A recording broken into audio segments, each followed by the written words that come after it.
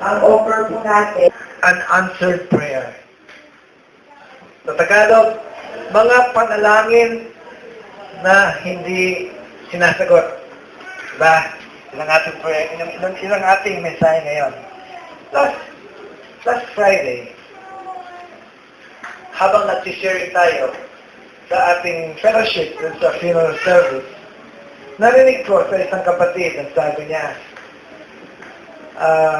isinisisi ko sa Diyos itong nangyari nito. Sabi niya. Hindi ko makalimutan niya sinabi niya yun, pero naiintindihan ko siya kung bakit niya nasabi. Siguro, wala sa loob niya, wala sa isip niya na nasabi niya yun dahil sa napakasakit ang mawala ng anak.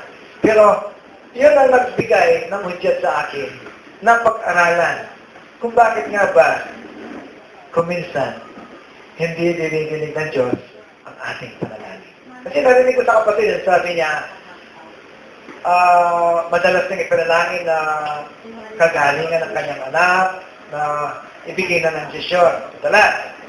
Magbuhat pa nung na-hospital siya, yun ang hinili ng Diyos sa kanya. Pero sa kahuli-hulian daw, hindi ibinigay ng Diyos yun. Kinuha pa rin ng Diyos si Sister Corinne. At narinig ko sa kanyang bibig, sinisisi ko si Lord doon. So, palagay ko, forgiven ni God yung word na yon. Na, alam ko, wala naman sa puso niya yung word na yon na dapat yun ang bigay niya. Pero, yun po ang nagbigay daan sa akin na pag-aralan. So, sayang nga, hindi siya nakadalo. Sana maliwanagan din siya. Ako po, naliwanagan ako dito sa ating mensahe. Kung bakit nga ba kung minsan, parang lang actually, dinidinig lahat ng Diyos ang panalangin ng kanyang mga anak. Pero dito, ang gagawin natin, ang sasabihin ko, bakit kung minsan, parang hindi niya dinidinig? Ilan ang mga Kristiyano ang dumalangin para sa kanilang mga sarili at sa iba? Di ba tayo ginagawa natin yon? Every morning, every night, before we go to bed, nananalangin tayo para sa ating mga sarili at para sa mga ibang kapatiran. Only to see their prayers go unanswered. Dalangin ka ng dalangin and then sa kauli-hulingan, hindi naman pala ito parang sasagutin ng Panginoon. Ilan ang mga Kristiyano ang nanalangin at dumating sa punto na tumigil na sila sa kakadalangin. Dahil na rin siguro kung na-discourage sila at parang hindi tinitinigan ng Diyos ang kanilang panalangin. Iniisip na nila na hindi naman pakikinggan ng Diyos. Bakit pa ako magpipray? Paano nga ba haharapin at paano ang tamang pag-respond ng isang Kristiyano kapag ang mga prayers ay parang hindi na dinidinig ng Diyos? Paano tayo mag-respond? Paano ang pakikita nating reaction? Kapag nakikita natin, mag-discourage din ba tayo? Nag-disappoint ba? Ang sasabihin ba natin, hindi naman nakikinig ang Diyos eh.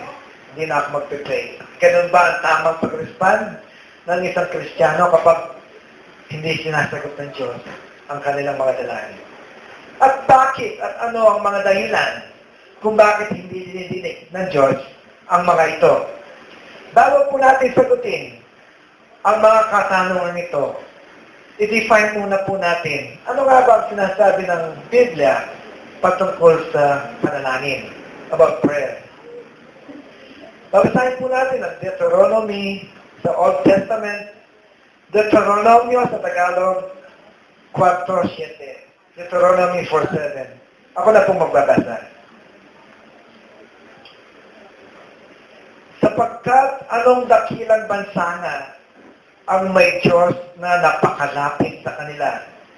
Na gaya ng Panginoon nating Diyos, kailanman tayo'y tumawag sa Kanya. Ang sabi po dito sa ating binasa, napakapalad daw natin, napakapalad nila. Dahil ang Diyos ay napakalapit sa mga bansa na may tunay na kinikilala. Ano ang ibig sabihin ng napakalapit? Ibig sabihin ng napakalapit, kailanman daw tayo tumawag, nandiyan siya. Yun ang sinasabi sa Deuteronomy 4:7. Sapagkat anong dakilang bansa nga ang may Diyos na napakalapit sa kanila.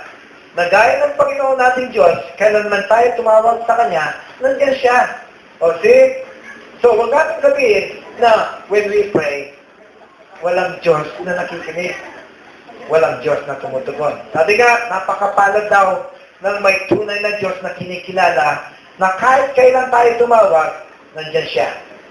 Ito ay matatawag na malaking pribileyo na sa tuwing nais nating makausap ang Diyos, walang nasasayang na salita, walang nasasayang na prayer sapagkat ito ay kanyang naririnig.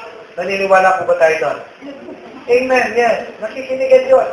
For every prayer na isinasambit natin, night or daytime, nandiyan siya para siya ay makinig. Pero paano kung ang 1,000,000 tao sabay-sabay na nalangin, paano ito haharapin ng Diyos? Kumita naisip ko yun noon. Sinasabi na iba kapag ang isang tao ay nananalangin, nakikinig ang Diyos. Paano kung 1,000,000,000 tao at the same time nananalangin? Paano maririnig ng Diyos yun?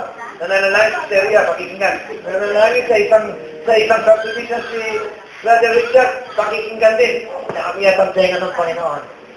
Di ba ang daming tao sa mundo? Billions. Ang sabi dito, nakikinig ang Diyos. Paano maririnig lahat ka ng Diyos? Kumisa rin inisip ko yan noon. Pero nasagot yung inisip ko yun. Nasagot yun. Sa Psalms 33, 13 to 14. Sa Tagalog, sa Old Testament, mga awit, 33, 13 to 14. Ang sabi dito, ang Panginoon ay tumitingin mula sa langit. Kanyang minamasdan ang lahat ng mga anak ng mga tao. Mula sa dakong kanyang tahanan ay tumitingin siya sa lahat na nanganahan sa lupa. Ang sabi dito sa lahat. Ibig sabihin, tinitingnan niya ang lahat ng kanyang mga anak mula sa langit. Paano niya ginagawa yun? Paano nga ba niya ginagawa yun? Yan po ay isa sa mga kapangyarihan ng Diyos. Maraming kapangyarihan ng Diyos. Pero isa yan sa kapangyarihan ng Diyos na siya lang ang makakagawa. Ang tawag po dyan ay omnipresent. Ang ating Diyos ay isang omnipresent God. Ano nga ba yung omnipresent God? Omnipresent means He is everywhere. God is everywhere. Saan ka man pumunta, ang Diyos ay nandyan. Kaya nga, kapag tayo nanalangin at iba yung ating kinausap, maaaring hindi maririnig yan ang ating kausap. For example, sasabihin natin, San Pedro, tulungan mo ako sa aking kabigatan nito, sa aking problema. Paano kang maririnig ni San Pedro? Only God is omnipresent God. Ang tao po hindi pwedeng makarinig nang nag-uusap yung isa sa stage. Pakikinggan din ni San Pedro yung nasa Pilipinas, hindi po pwede yun. Only God has the power na pwede niyang pakinggan ng 1,000,000,000 taong nananalangin at the same time. Yun po ang isang power na hindi magagaya ng isang tao. Kahit na sinong magician, hindi pwedeng gawin yun. Makikinig siya sa stage. Yung isa na pinakikinggan niya sa Pilipinas. Only God can do that. God is everywhere. God is an omnipresent God. So, balik po tayo sa ating topic. Kung ang Diyos ay malapit sa atin at naroon siya sa lahat ng dako at naririnig ang lahat ng mga dalangin ng kanyang mga anak, ano po ang mga dahilan? Bago po natin talakayin yung kung ano ang ating magiging reaction o ang ating magiging response kapag hindi naririnig ng Diyos, parang hindi dinidinig ng Diyos ang ating mga dalangin. Tatanungin muna natin ng Diyos ngayong gabi ito. Ano nga ba ang dahilan? Bakit kung minsan ay parang hindi tinutugon ng Diyos ang ating mga dalangin? Gusto niyo bang malaman? Yes. Ngayong gabi ito, malalaman natin. Bakit nga ba kung minsan hindi dinidinig ng Diyos ang ating mga dalangin? One primary reason why prayer is unanswered is ang Diyos kailanman ay hindi napaglilimlangan. In other words, hindi po natin kayang goyohin. Goyohin ba ang tawag doon? Yung nagogoyo, yung dinidisip natin siya, hindi natin siya pwedeng didisip. Nalalaman po niya yung intensyon ng ating mga puso. Yung ating mga motibo, nalalaman niya. Kasi po, may mga iba, kung minsan, nananalangin ka, yun, kanina lang pinag-usapan namin si Sister Letty, yung kung minsan nagpa-promise ka kay Lord. Yung, Lord, kapag pinagkalooban mo ako ng aking dalangin, gagawin ko ito, gagawin ko ito. Sabi nga ni Sister Letty kanina, huwag ka nang mag-promise kung alam mong hindi ko magagawa rin. Dahil nakita ng Diyos ang puso mo na nag-promise ka lang para ibigay ng Diyos yung inyong inihiling. Pero sa puso mo, hindi mo na magagawa eh. Ang mabuti nun, gawin mo na lang. Huwag ka na mag-promise kay Lord na, Lord, ipagkaloob mo lang to. Magbuhat sa araw na yon, paglilingkuran kita. Ang mabuti, ngayon pa paglingkuran mo na. Suyuin mo na ang Diyos kaysa basta mag-promise ka. Anyway, nakikita naman ng Diyos ang laman ng ating puso. So, sabi ko nga dito, hindi po natin kayang lokohin ng Diyos. Even in our prayers, kailangan maging matapat po tayo. Maging sincere tayo kung ano yung nararamdaman natin. Kung kaya natin makipagplastikan sa ibang mga tao, hindi sa Diyos. Alam po niya yung nasa loob ng puso natin. God looks at the outward appearance of man. Tayo, nakikita natin yung ating mga kapatiran. Pwede tayong i-receive ng mga yan. Pwedeng nakikita natin banal, pero sa kaluluban marumi. But God looks the intent of our heart. Nakikita niya yung laman ng ating puso. Nakikita niya yung intensyon natin. Basahin po natin yung Psalms 139. Mga awit, 139, verse 1 to 4. Basahin ko po sa Tagalog.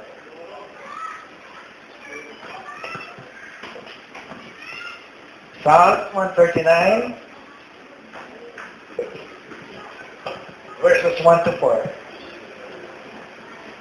At sabi po dito, O Panginoon, iyong siniyasat ako at nakilala ako. Iyong nakikilala ang aking pag-upo at ang aking pagtindig. Iyong nauunawa ang aking pag-iisip sa malayo. Iyong siniyasat ang aking landas at ang aking higaan. At iyong kilala ang lahat kong mga lakad, sapagkat wala pa ang salita sa aking dila. Ngunit narito, Panginoon, natatalastas mo ng buo. See? Tama yung sinabi ko, di ba? Sabi dito ni Solomon, hindi pa daw natin sinasabi, alam na ng Diyos natin sasabihin. May magtatago pa tayo? Wala po. Bagay yung ating pag-iisip. Bago pa natin isipin, alam na ng Diyos. Ang sabi nga po dito, sa ating binasa, sa verse 1, iyong siniyasat ako at nakilala ako. Tinignan niya ang Diyos, hindi yung panlabas natin. Yung laman ng puso natin. Ang sabi dito, iyong nauunawa ang aking pag-isip kahit sa malayo. Kasi, omnipresent talaga siya. Kahit daw napakalayo mo, kahit nasa bundok ka pa, alam ng Diyos kung ano ang iniisip. Sabi dito, kilala kong lahat, kilala niyang lahat ang ating mga lakad. At natatalastas niyang buhok ang ating mga pag-iisip. So, yun po ay makikita natin sa mga awit 139, verse 1 to 4. So, totoo yung aking sinabi, di ba? Talastas ng Panginoon ang buo nating pagkatao. Kung ano tayo, kung ano ang pinaplano natin, kung ano ang ating nakaraan, kung ano ang ating future. Alam niyang lahat. So, other reasons why God does not answers prayer. Number one is prayers with wrong motives. Kapag ikaw ay nanalangin at iba ang motibo ng iyong panalangin ay mali, marumi, hindi yun pakikinggan ng Diyos. Ang sinasabi po sa James 4:3, sa Tagalog, Santiago 4:3, sa kahuli-hulihan ng New Testament, yun po yan. Ang sabi dito, humingi kayo, ngunit hindi kayo nakatanggap sapagkat ang inyong paghingi ay masama. See? Wrong motive. Ang inyong hinihingi ay gagamitin ninyo sa inyong kalayawan. Kapag humingi tayo, ang sinasabi na sa nabasa ko, mostly sa pinakikinggan ng Diyos, what we need and not what we want. Kasi yung want, kung minsan luxury lang yun eh. Oo, kailangan natin ng cellphone. Kung minsan, pwede na yung cellphone na mumurahin lamang. God will give you that cellphone kasi you need that cellphone sa pagtawag, sa pag-text sa mga kaibigan, sa pag-share ng gospel. Pero there are times na papasobra na tayo. Ano yun? Kumita ng sweldo lang natin. Let's say, 15,000 naman. At nakita natin yung cellphone, 24,000. Kaya ko yan, sabi mo. Paano mong kakayanin 15,000 lang? Kinuha mo yon hanggang sa, ikaw po, yung utang mo sa card, yung credit card, nagkabaon-baon na sa utang. Sinong sisisihin natin? Sarili natin. Kasi hindi sapat yung sweldo sa pambayad. So yun po, ang sinasabi nito, bakit ibibigay ng Diyos yung malulupok na ka lang sa utang? Hindi magkakalun ng Diyos yun. That's why, God mostly, ang ibibigay niya, what we need and not what we want. Kasi yung what natin, kung minsan nagkakamali tayo, wrong motive. Tayo pa rin ang may pagkakasala. Hindi natin pwedeng sisihin ng Diyos doon. Pero kapag humingi ka sa Diyos, nung kailangan mo, pagkakalog yung kailangan mo yun eh. Given na po yun. So, God will not give us those prayers na mayroong maling motibo. Ang sabi nga dito sa ating binasa, gagamitin lang ninyo ito sa inyong kalayawan. Bakit hindi ibibigay ng Diyos kapag sa kalayawan? Di ba kapag ang bata laki sa layaw, Jeprox? Kapag laki sa layaw, Jeprox ang bata, pag lumaki yan, asahan mo, hindi po magiging mabuti. Ang sabi nga sa Bible, sa Proverbs, kung gusto mo raw mapadali ang buhay ng anak mo, ngayon pa lang, spoil mo na. Sabi sa Proverbs, nakalimutan ko lang po yung verse. Ang sabi niya, don't be a willing party to your child's funeral. Ano yan? Kailangan po sawatain mo na habang maliit pa. Kasi kapag lumaki yan, mahirap na. Ngayon kung malambot siya parang butol na ng anak mo, pwede may pambarugan niya. Pwede mo pang sabihin sa kanyang, huwag mong gagawin yan. Pero kapag malaki na yan, mas lalo po tayong mahihirapan. So, hindi ibig sabihin na pinagkakalo mo sa lahat ng anak mo, ay lahat ng kanyang kalayawan ngayon, ay mahal mo siya. No, mali po yun. Hindi mo mahal ang anak mo. Kasi, ang pagmahal po ay katulad ng pagmamahal ng Diyos sa atin. Long term. Hindi pang short term lamang. So, kaya hindi pinagkakalo ng Diyos, minsan ang ating dalangin, ayaw na tayo mapahamak. Yung maling motibo ang magpapahamak sa atin, hindi pagkakalo ng Diyos yun. Ang pagkakalo ng Diyos, yung alam niya na makakabuti sa atin. Amen po ba? Amen. Number 2, bakit hindi pinagkakalo ng Diyos ang ating mga dalangin minsan? Selfish desires. Selfish tayo. Kumisa na nanalangin tayo para sa ating sarili lamang. E tama pa ang isip ng alawang tao. Yung bang ating hinihingi sa Diyos, pakikinabangan ba ng lahat yun? Magiging daluyan ba tayo ng kanyang pagpapala o para sa ating sarili lang?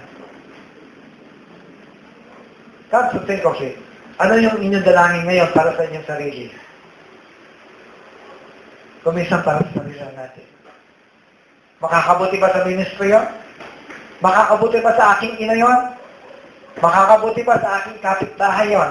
Yung ating hinihingi na yun. There are times, iba't iba yung ating mga dalangin, hindi na ako po magbibigay ng example, nasa sa inyo na yun. Isipin po natin, ano yung natin dinadalangin sa Diyos ngayon na gusto nating ipagkaloob niya. May makikinabang ba doon? O tayo lang? There are times hindi ipagkakaloob ng Diyos kasi nagiging selfish po tayo. Hindi natin iniisip yung ibang mga tao sa paligid natin. Number 3, hindi maawain sa iba. Kumisan, pray na tayo ng pag-pray.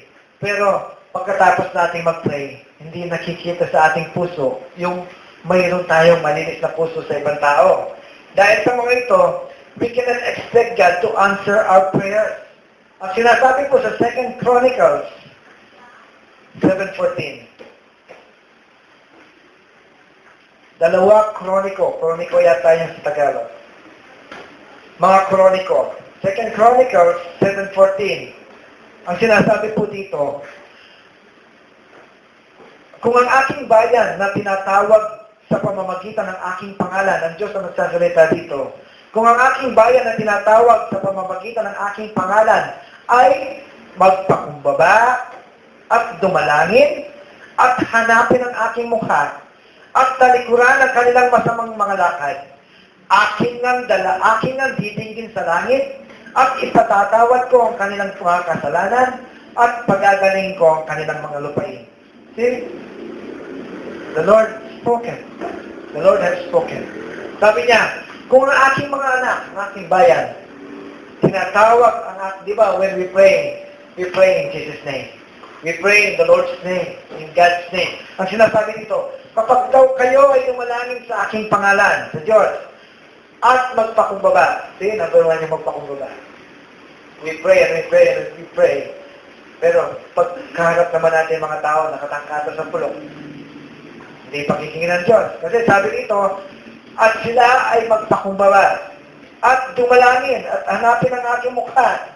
Ano yung ibig sabihin ng hanapin ang mukha? Yet when God says, hanapin ang mukha. Kasi all the time po, hinahanap natin yung kamay ng Panginoon. Tingnan niyo yung dalangin. Meron tayong shopping list. Babasahin ko muna, sabi niya, Lord, bigyan mo ako ng ganito. Lord, bigyan mo ako ng ganito. Lord, bigyan mo ako ng pera pambay sa Bombay. Lord, ganito. Give me. Anong ating inihiling? Di ba kamay ng Diyos? Di ba kamay ng Diyos yung nagbibigay? Bakit sinabi dito ng Diyos, hanapin ang mukha?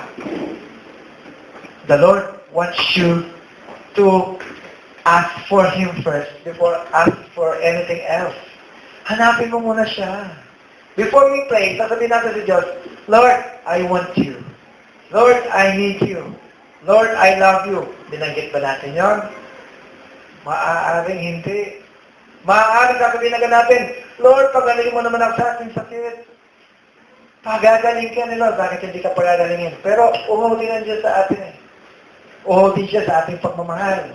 Kaya nga ba nasabi niya, hanapin mo ang aking mukha bago mo hanapin ang aking mga kamay. Naintindihan po ba natin yun? Yes, we have to praise Him first. Give Him our love first. We can just say, Lord, I love you. Lord, I need you. Lord, I worship you. I adore you. At yun, magpapasok sa puso ng Diyos yun. Before we say anything else, now, Lord, I need it and I need that. I want that and I need it. Sabihin muna natin, Lord, I love you. Ang sinabi dito, talikuran ang kanilang mga samang lakad. Yun ay isa sa mga sinabi dito na kung ditinggin ng Diyos ang ating dalangin, kasama yun, talikuran muna daw natin ang ating mga masamang lakad. Habang sinusuyo natin siya, huwag muna yun, huwag muna. Di ba sabi ko sa Esther, sa Bible, sa Book of Esther, habang dumadalangin sila, hindi lang sila dumadalangin ng talagang bagbagang damdamin. Dumadalangin sila ng may pag-aayuno. Hindi sila kumakain, they fast when they pray. When they ask for God, hindi mo sila kakain. Merong mga sakripisyo na ginagawa. Iyon ay isang tanda na mayroon silang hinihiling sa Diyos. Ang sinasabi dito, talikuran ang masamang mga gawain muna. Huwag muna. May hinihiling ka sa Diyos eh. At sabi dito, kapag ginawa natin yon, aking nang didigin sa langit at ipatatawad ang kanilang kasalanan at pagagalingin ko ang kanilang lupain. See? Yun ang sinabi ng Diyos. At yun ay tutuparin niya. So, kung babalik na rin natin yun, those are the reasons why our prayers are unanswered until now. See? Basahin po natin sa bayan, ang 2 Chronicles 7:14. So, dito po, 2 Chronicles siya. Okay. O, meron pa lang sa babasahin. Mga awit 66:18. Psalms 66:18. Ang sabi po dito, if I had cherished sin in my heart, the Lord would have not listened. See? Para kamukha yung kanila yun. Kapag daw sa Tagalog, kung pinapundangan ko ang kasamaan sa aking puso, hindi ako dindigin ng Panginoon. So, totoo pa lang, hindi dumidinig ang Diyos. Kanina sinabi ko, parang lang. Ngayon, naging totoo sa Bible. There are times, hindi ka talaga dinidinig ng Diyos ang ating mga dalangin. Number one is, ang sinasabi dito, if I had cherished sin in my heart, the Lord would not have listened. Kung pinapundaran ko ang kasama ng aking puso, hindi ako didigin ng Panginoon. Ano po sa Tagalog sa inyo? Basahin nyo. Psalm 66:18. Sige po. Baka iba yung pagkasabi sa inyo. Kung sa kasalanan ako'y magpatuloy, di sana ako tininig ng ating Panginoon. Mas matindi pa rin kayo. Mas matindi yung version sa inyo. Kung kasalanan ako'y magpapatuloy, hindi ako didingin ng Panginoon. Okay? Wow! See? Nepo ka-prangkay ng Bible niyo. Ako medyo, eman matarami, slide ka na ako eh. Ang sinabi dito, kung pinapundanganan ko ang kasamaan sa aking puso, hindi ako titingin ng Panginoon. Pero ang sa inyo, prangka eh. Ang sabi sa inyo, kung magpapatuloy ako sa kasamaan, hindi titingin ng Panginoon. Hindi titingin ng Panginoon ang aking dalangin. See? Hindi pala dumidinig ng Panginoon sa ating dalangin. So, the key here is, stop sinning. Itigil mo kung ano yung alam mo na makakapagtigil sa Panginoon na tigil ng panalangin mo. Ano yun? Sin. Ang kasalanan na nagtitigil para ang Diyos ay tayo ay kaawaan at bigyan ng pagpapala. Yun daw po ang punitigil para sa Diyos, para tayo kaawaan niya. Di ba maaway ng Diyos? God is full of grace, full of mercy. Pero ang makakapigil lang para kaawaan tayo ng Diyos ay ang magpatuloy sa pagkakasala. At sinasabi po sa Psalm at sa Proverbs 15:8, Kawikaan 15:8, ang sinabi rito, hain ng masama ay kasuklam-suklam sa Panginoon. Ngunit ang dalangin ng matuwid ay kanyang kaluguran. See? O basa niya po kanya kayo. Kawikaan 15:8. Sige po, pagpahit kayo. Proverbs 15:8.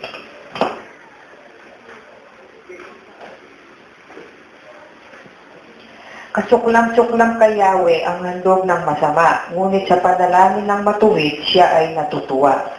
Handog ang pinag-uusapan nito. Kadalasan, pati ang ating mga ginagawang sakripisyo, handog, mga offerings, at pagpapagal ay nawawalang ahalaga sa Kanya.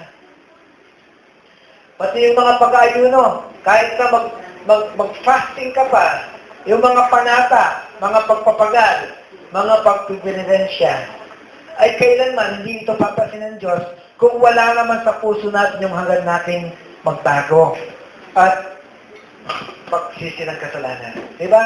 Kung minsan, magpipinitensya ka o mabusang kang krus. Pero kaiba na nito, balik sa dating gawin. Ang sabi po dito, kasuklam-suklan din sa Panginoon. Yung mga gagawin natin yun. Huwag ka na mag-alay kung may kasamang marumi sa puso mo yung pag-aalam mo. Sabi nga sa nung nabasa sa Bible, before ka maghandog sa Panginoon dito, puntahan mo muna yung nakipag-away ka, yung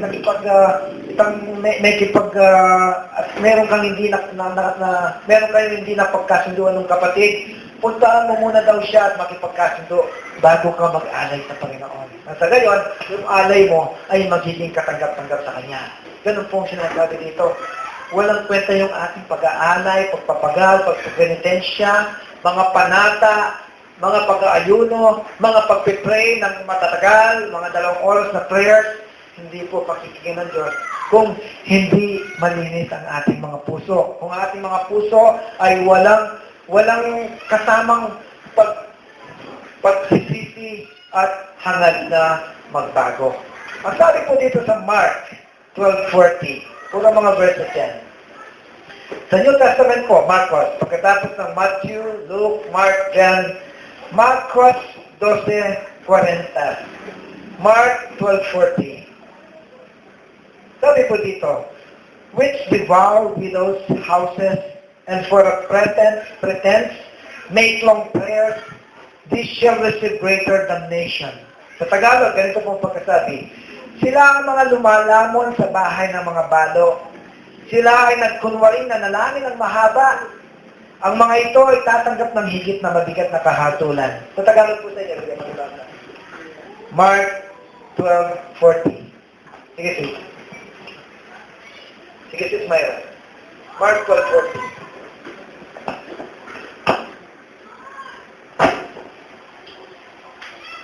Sinubuthot nila ang ari-arian sa mga biyuda at ang mahaba nilang dasal ay ang mga pagpukunwari lamang. Dahil diyan lalo pang bibigat ang parusang igagawad sa kanila. Kita niyo, galit ang Panginoon. Galit siya sa mga kaba na kaming dalangin. Pakitang tao yapan. Kaluwal na yung church, pamaltakan o rembalo. Paano yung po rembalo, rembiyuda? Malapit lang yung puso na ng Ginoo. Katang namatay ng asawa. Katang taong magdili-dili kembe. Malapit lang yung puso na ng tao rin. Yapin, isa mo, tayo pong mga anak ng Diyos. Ang ibig ng Diyos, maging matulungin tayo sa mga taong walang mga partner sa buhay. Yung mga namatayan, ganyan. Pero dito po, ang sinasabi dito, para daw nagiging ipokrito tayo kung napakahaba ng ating panalangin. And then, hindi naman nilalamon, sabi sa akin lumalamon sa bahay ng mga balo. Malamang itang, imbis na tulungan mo sila pa yung minumulestya. Galit ang Panginoon sa mga ganyan mga tao, yung minumulestya pa, imbis na tulungan. Yung mga taong dukha, yung mga taong nag-iisa, yung mga taong balo. Sa Bible na ninyo, prangka mga byuda. Mga byuda talagang kinukutfot. Imbis na tulungan mo, hinuhututan mo pa. Ginagargabyado, oo. Imbis na tulungan mo, inaagregado mo pa. Itang malamitang inosente itang ginagamit mo yung pagka-inosente niya para siya magbigay sa'yo. Ganit ang Panginoon sa mga taong ganyan. Kaya sabi dito, isa yun sa mga dahilan kung bakit hindi titingin ng Panginoon ang iyong dalangin kasi ang haba ng panalangin mo pero wala ka namang pag-ibig na namumutawi sa iyong puso, lalo na sa mga nangangailangan. So dito po, kadalasan, tahimik lang ang Diyos. Diba? Kung minsan nagpipray tayo, tahimik lang ang Diyos. Wala kang maririnig sa Diyos na response niya, parang hindi man siya sasagot. Pero alam niyo po ba, sinasagot niya ang mga panalangin na may malalim na pananampalataya sa Diyos. Kapag malalim ang pananampalataya mo, imposibleng hindi ito didingin ng Diyos. Ito po, sa Mateo, Matthew 15. Sige, sige ka magbasa. Nalilapit ang may nakit na. Matthew 15, 21 and then 28. Isang kwento yan. Sige. Matthew 15, 21 and then 28. Sige po, basahin ang marahan.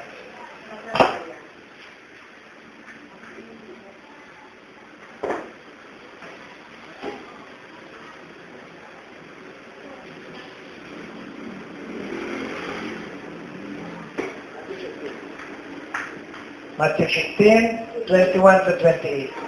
Sige po, basahin. Basahin natin.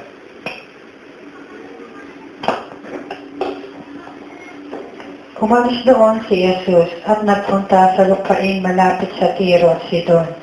Isang kananera na nakatira doon ang lumapit sa kanya na sumisigaw, "Panginoon, anak ni David, maawa po kayo sa akin.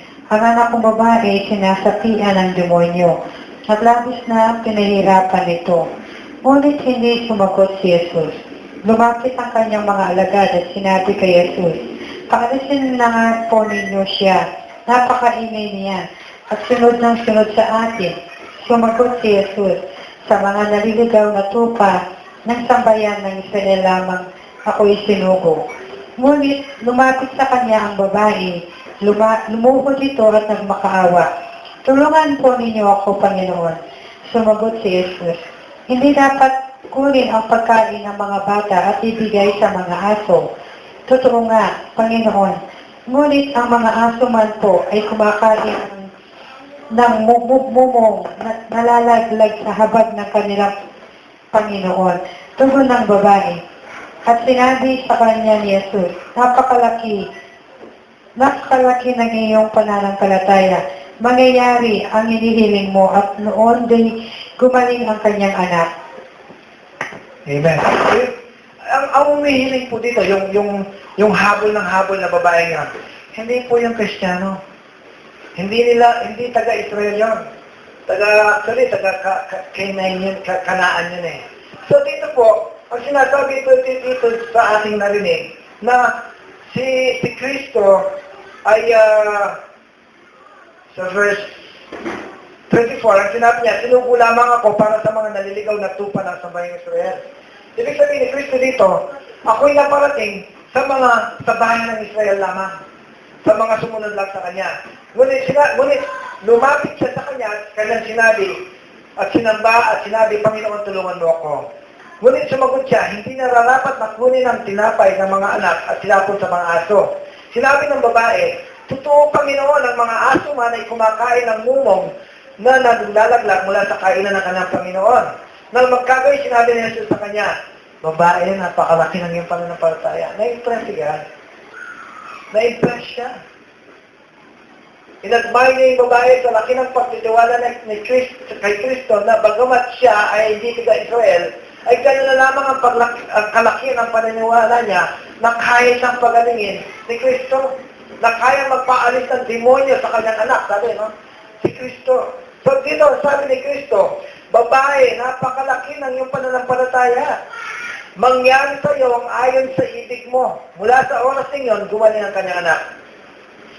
Nothing is impossible with God. Kahit hindi niya mga anak, see? Kahit mga ibang lupain, kapag nakita ni God na gano'n ang paghingi mo, gano'n kasidhi, yung paghingi mo, at alam mo na pagagaling ka ng Diyos, ni Lord, na ibibigay, na kaya niyang ibigay, ang inyong inihiling, ibibigay niya. Kinakailangan lamang na magtiwala na kaya niyang gawin ang lahat ng ating hinihingi. Sa pamamagitan ng ating malalim na pananampalataya sa Kanya. Ang sabi nga po sa Hebrews 11:6, for without faith, we cannot please God. Kung walang pananampalataya, walang sino mang tunay na makakapagbigay ng lugod sa Diyos.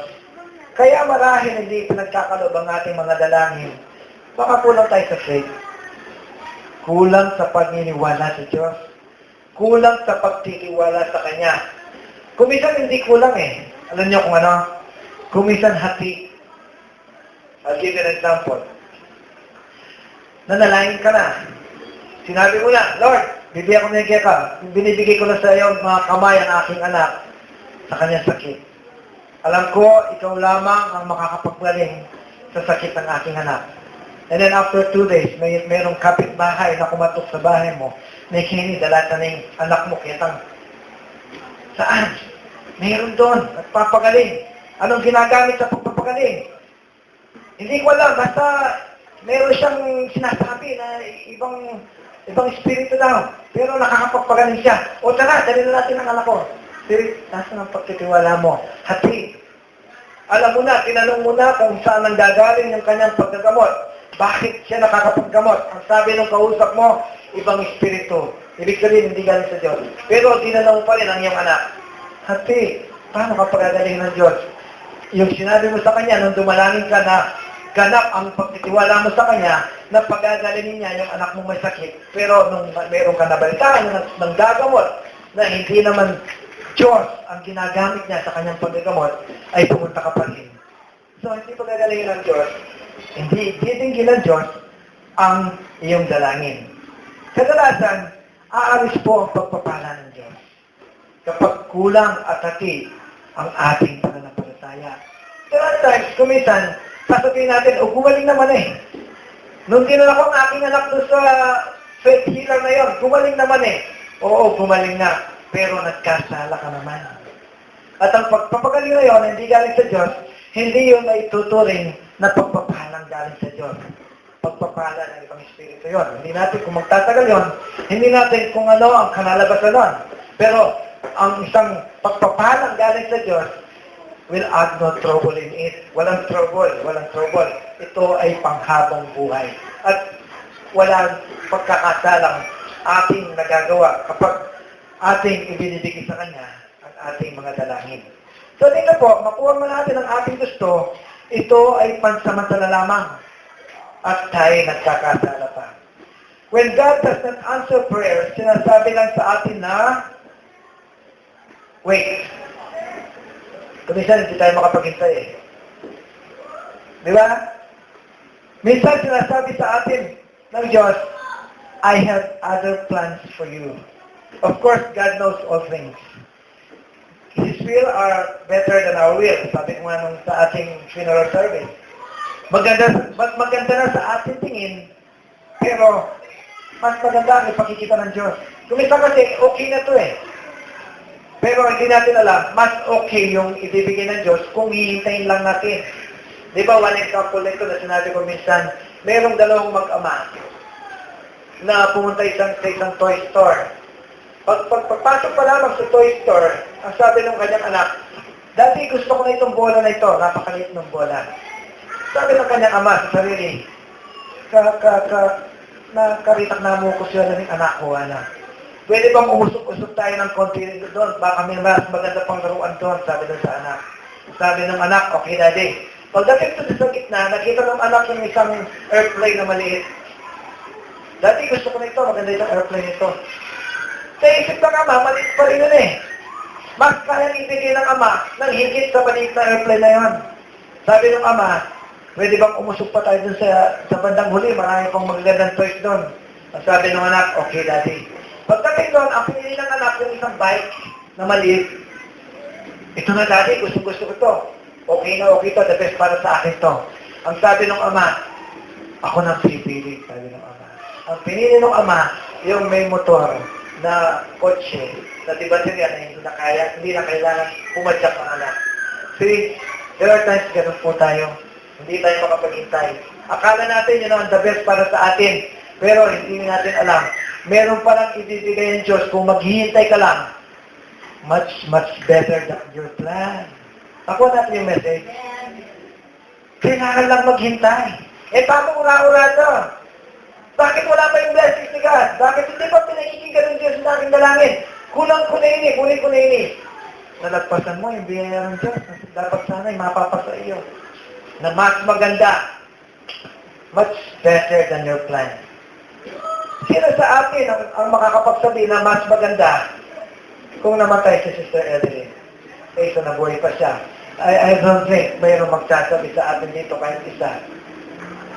Mas mabuti kung nabuhay siya. Ay, mas mabuti kung namatay siya. Hindi. Lahat tayo, kung tatanungin natin, dahil mahal natin si Sister Evelyn, ang sasabihin natin, mas okay nung mabihingin ng oras niya. Alang sumabi kaya katamo ni Metong, okay lang Metea. No one will dare say, mas okay kung patay siya.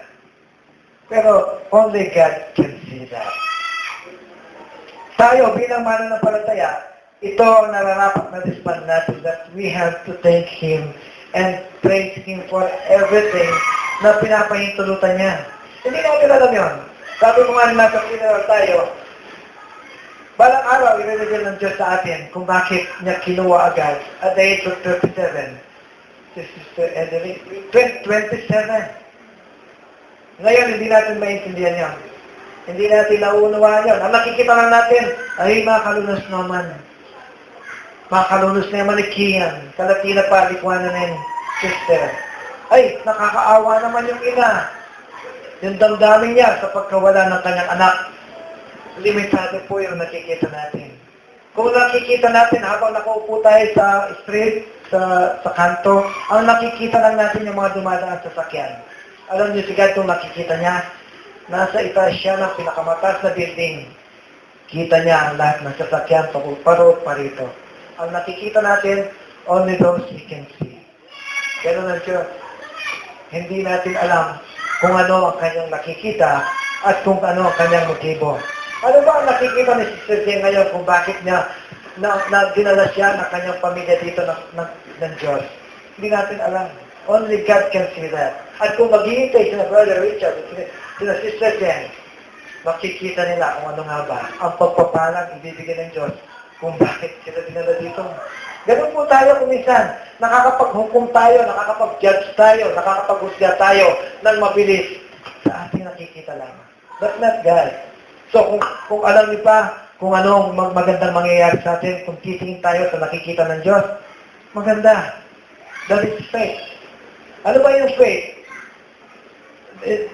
You believe to the things that you don't see. Yun ang much greater sa ating buhay. Yung paniniwalaan natin, yung mga bagay na hindi natin nakikita patungkol sa Diyos. Ibig sabihin, nagtitiwala ka sa Diyos. Hindi mo pinagtitiwalaan yung mayroon ka. Ang mas pinagtitiwalaan mo kung ano mayroon ang Diyos na pwede niyang ibigay sa iyo. Amen po ba? Katulad tayo ng isang batang yun. Napili ng laruan. Kahit anong laruan makikita, dampot ng dampot. Napapailing na lamang ang kanyang ama. Yan lang ba? Sabi nga natin itang katamang neto ang kapatid, kapag mayroon kang kailangan sa Diyos, humiling ka kahit malaking pera yan. Makuha tayong ginawa. Kaya niyang patayin yung isang baka niya para ibigay sa iyo. Huwag nating maliitan Diyos, maliitin. Huwag kang hihingi na maliit sa Diyos. God can give you everything kung ito'y kalooban niya. Kahit mahal yan, naningin sa Diyos kung kailangan mo. Eh, tayo po underestimate in ang Diyos at ibigay ng kinukikata mo. Be specific in your prayers. Huwag natin sabihin, Lord, bigyan mo ako ng isang bagay na ganyan. No! Be specific. Nakikinig ang Diyos. Gusto ko, Lord, makapag-aral si Jazz sa AU, kahit mahal. Kaya mo yun, Lord. O gusto ko makapag-aral si Jazz sa Maynila, sa UST, sa UP. God can do that. Nothing is impossible with God. Huwag mo sabihin, ang sweldo lang ni Brother Dave, 15,000 a month lamang. God is a very rich God. Kaya niyang ibigay at kung anumang gusto niyang ipagkaloob sa iyo. Kung maniniwala ka lamang. Ang gusto ng iparating sa atin ni Lord dito, kailangan magtiwala at manampalataya.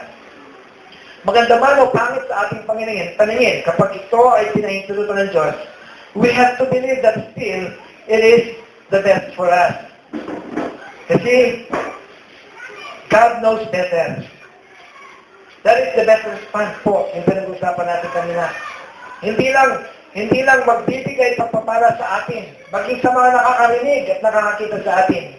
Ito ay magdadala ng pagpapala sa kanila kasi ang nakita nilang pananampalatayang malalim sa atin ay magbibigay daan sa kanila para magtiwala din sa Diyos. Pero kung ano nagagawa ng pagtitiwala mo sa Diyos, hindi lang sa buhay mo, kundi pagpapala rin sa ibang tao at magbibigay kapurihan at kalwalatian sa Diyos. So ngayon, alam na po natin kung bakit kumisan hindi dinidinig ng Diyos ang ating dalangin. At kung ano ang respond natin kapag hindi binibigay ng Diyos ang ating dalangin, we have to wait. Huwag tayong magpadali. Eh Lord, gusto ko na mag-abroad eh. No. Kailangan yung right timing. Yung perfect timing ni Lord. Kasi kung nagmadali ka, baka kaya nga iniiwas ka ni Lord na mag-abroad na yun. Mayroon pala mangyayari sa bansang Syria. Nangyari na po yun sa aking bayaw. Naantala yung pagpunta niya actually nagbakasyon lang siya. And then one time, nag-email po yung boss niya sa kanya na hindi na siya pwedeng bumalik. Nalungkot kami noon, nalungkot din yung bayaw ko. Pero after one day, narinig namin sa nagkakira po sa Syria, no? See? All things work together for good to those who love God and to those who are called according to His purpose. Ibig sabihin, hindi ka pwedeng tulugan ni Lord kasi alam niya, mapapahamak ka eh. Eh tayo, magmamaktong tayo eh. Sasabihin natin, o sinakya pa muna ni Kapronin Gino. Hindi mo alam, iniiwas ka pa na. Doon sa dapat mapapahamak ka, di ba? Ako po, 2 beses na din ay papuntang Japan. Ulit-ulit kong kinikwento yun. Sabi ko kay Lord, di mo ako mahal. Halos lahat ng mga pinsan ko, pinapunta mo na yung Japan. Halos naging mayaman na sila. Ako hanggang ngayon, sukha pa rin. Sabi kay Lord, 2 beses ako nagpunta roon, nakaboses pa ako. Tinabalik ako dito. Bakit hindi mo ako mahal? Sabi ko, yung pala, God has better plans for my life na hindi ko alam. Na ngayon ko lang nalaman, gagawin pala ako niya dito. There is much more blessings. Kung pagbabasihan ko, yung blessing na ibibigay ng Japan sa akin, at blessing na ngayon ginagamit ako ni Lord, hindi ko po ipapapalit ang buhay ko ngayon. Never will I tell God, ibalik mo yung buhay ko at papuntahin mo ko sa Japan. No. I will not tell God. Even ibalik niya ako sa dating nung bata ako, I will never tell God, papuntahin mo ako ng Japan. Gusto ko yung buhay na ibinigay niya sa akin ngayon. Ang pribilehiyong makapaglikod sa Kanya. Amen po ba? Amen. Amen. So, ngayon po, narinig natin ng mensahe. Are we blessed? Amen. Pinagpala po ba tayo? Amen. Amen. Titi mo sa ating mga puso yan. Basta manalangin po tayo na ipagkaloob sa atin ng Diyos ang isang malalim na pananampalataya nang sa gayon, hindi po tayo nagkakamali sa ating mga panalangin. Palakpakan po natin ang ating panalangin. So bago po tayo mag-closing, since this